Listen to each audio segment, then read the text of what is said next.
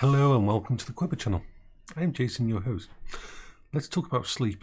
Oh, sleep, that elusive, strange animal of weirdness that can be right off. Like, at the weekend of the 1st, of course, I had a visit from a friend who stayed over for New Year's, and that was amazing to have someone visit. I loved it. Totally disrupted my sleep schedule, but this is when my ADHD and my autism sort of beat the crap out of each other, and everything else sort of goes on a high end, because having someone in the house raises my dopamine level. Having that connection with someone, having more, so my brain isn't in this level of depression, isn't down here. It's like, isn't doing my normal coping strategies. No, I'm thinking it's uncomfortable, it's scary, it fatigues me the fuck out, but my brain is like, wee, up here. And so I have so much energy, and I'm having someone in the house gives me external focus, and having someone there to help you when you're ADHD or when you're bipolar, having someone be able to help you focus, and that to give you some like kind of moral support or energy or intent that from external can help. But so I existed for about 2 hours a night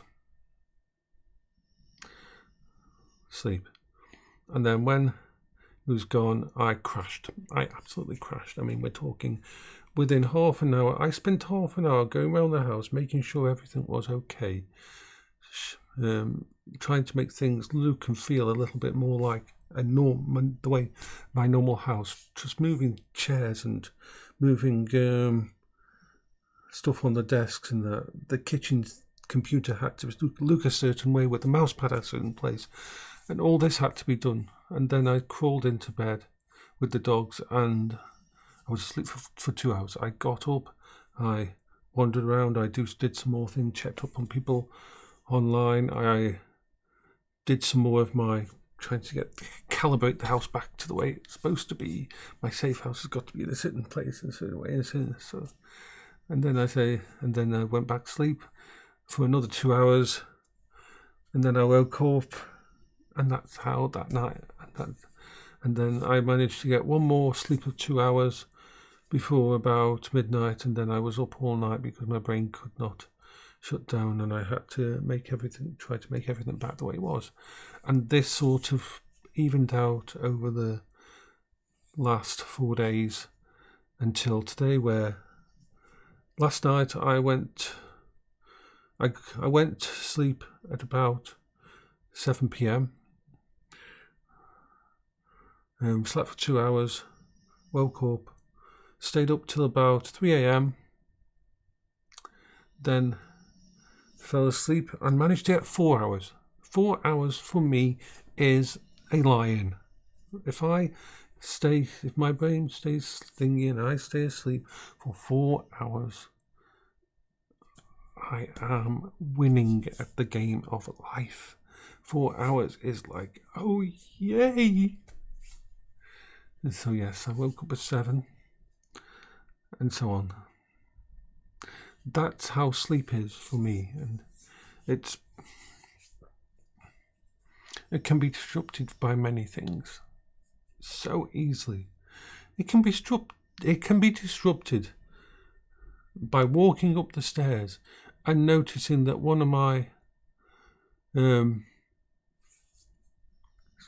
pictures on the wall is at the wrong angle. This is why we think I've got OCD, and that will end up with me going through the entire house, checking all the pictures and making sure they're at the right angle. And then, of course, I'll have to check all the doors to make sure they're locked again, about 3 or 4 times. And then I'll probably check the dog's water to make sure it's got enough water in case I die during the night. And then by this time I'm too wired to go to sleep, so I'll come online, I'll do something, I'll try and take my mind off it.